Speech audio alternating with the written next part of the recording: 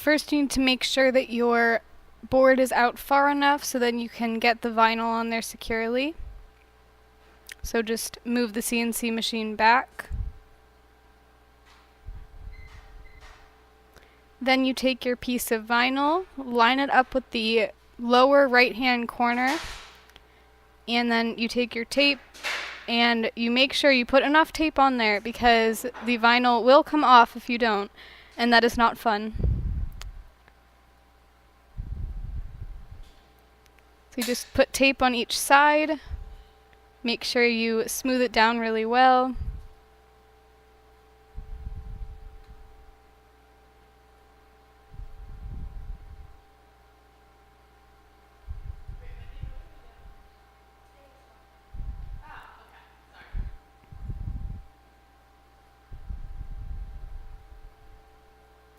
And then once it's all done, you need to just take the tape off very carefully.